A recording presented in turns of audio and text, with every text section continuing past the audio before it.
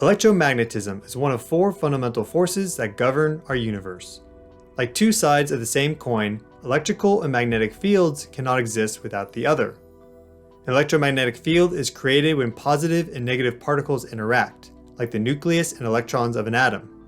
Magnetic fields hold electrons to their atoms, resulting in molecular bonds that hold compounds together and govern chemical reactions. At a macroscopic scale, some planets like Earth and the gas giants of our solar system maintain massive magnetic fields of their own. It's Earth's magnetic field that protects life from dangerous high-energy solar wind emitted by the sun. Humans use magnetometry, the study of magnetic fields, to understand geology and define anthropogenic objects humans have left behind. I'm your host Stefan, and welcome to Geophysics Explained. If you've ever played with a magnet, you have experienced firsthand the unique physics of magnetic fields. Magnets have opposing north and south poles. As the saying goes, opposites attract, and in this case, the north and south poles of a magnet are attracted to each other. When two north or two south poles are placed near each other, a repulsive force exists, the poles repelling each other at the atomic level. If you could see magnetic fields, you would observe that magnets are surrounded in space by force fields originating at the positive south magnetic pole and ending at the negative north magnetic pole. If you could see in even greater detail, you would find that this field is created by the movement of electrons. Electrons moving from an area of negative charge to one of positive charge, defined as electrical current, is what gives magnets their ability to attract or repel.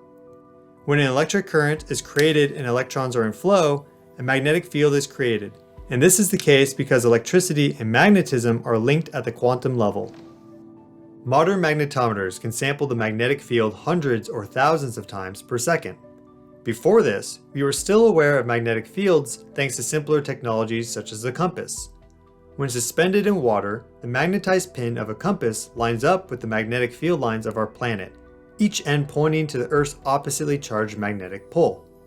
The earliest recorded use of a compass is dated to the 2nd century BC, when people used naturally occurring lodestone, otherwise known as magnetite, to locate north.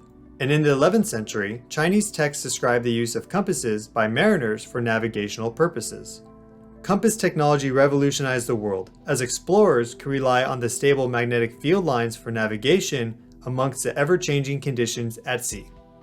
The north arrow of a compass points to what we refer to as the Earth's magnetic north pole. However, you will recall that opposites attract. So what is really going on when a compass needle points north? It turns out that if you represented the Earth's magnetic field using a bar magnet, the bar magnet's south pole would lay in the northern hemisphere. A compass pointing towards the Earth's magnetic south pole ends up pointing towards geographic north, since the geographic north pole and magnetic south pole lie in close proximity to each other. Across geologic time, the Earth's magnetic field has regularly gone through magnetic pole reversals.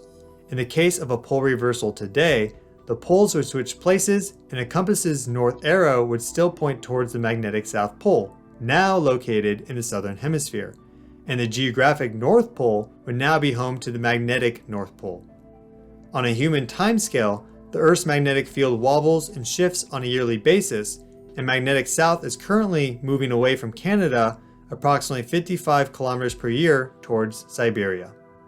Scientists first discovered magnetic pole reversals just over 100 years ago, and it wasn't until the 1950s that extensive submarine mapping projects showed how well the basaltic ocean floor records these magnetic reversals. As seafloor spreading centers deep underwater, magma spews out along geologic fissures and cools into a rock known as basalt. Basalt is faintly magnetic due to its mafic iron-rich composition, but in a molten state, iron is not yet permanently magnetized. As this magma cools, minerals containing iron form in a line to the Earth's magnetic field just like tiny compass needles. This magnetization continues until the basalt passes through the Curie point, or the temperature at which iron-containing minerals become fully magnetic.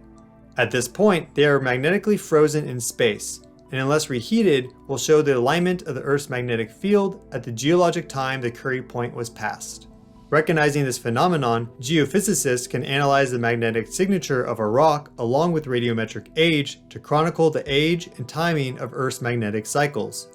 The record shows that the Earth's magnetic field can flip quite rapidly and then remain stable for hundreds of thousands or millions of years before undergoing another magnetic pole reversal. Many man-made objects contain magnetic material, and ferromagnetism allows us to detect these objects with magnetometers. Ferromagnetism occurs when electrons spin in alignment with each other, and iron, cobalt, and nickel are common ferromagnetic materials. The greater number of aligned spinning electrons a ferromagnetic material has, the stronger its magnetic field. Since the advent of the Iron Age, many objects created by humans contain ferrous materials and therefore can be detected by measuring the magnetic field near the Earth's surface. There are two primary methods for measuring the magnetic field that are commonly used for detecting man-made objects. Magnetic sensors that measure the magnitude of the magnetic field are referred to as atomic sensors, more commonly known as cesium, rubidium, proton, or Overhauser sensors. They each utilize slightly different physics to measure the magnetic field and vary from each other in their accuracy, sensitivity, and sample rates. The local distortions of the Earth's magnetic field are observed by magnetometers as anomalous signatures, which can be used to precisely locate anthropogenic objects. Modern magnetic instrumentation can detect variations as small as 1/1,000,000th of the value of the Earth's magnetic field, and this increased sensitivity allows for the detection of smaller objects at greater depths. In addition to their incredible resolution, modern magnetometers also rapidly sample the magnetic field, and when many sensors are combined into arrays, large areas of both land and sea can be surveyed in great detail. The other primary method for measuring a magnetic field is to measure the change in the magnetic field over a distance in a particular orientation. These are known as gradient sensors, with fluxgate magnetometers being the most common type of gradient sensor. Thank you for watching this Geophysics Explained video. Please click the like button and subscribe.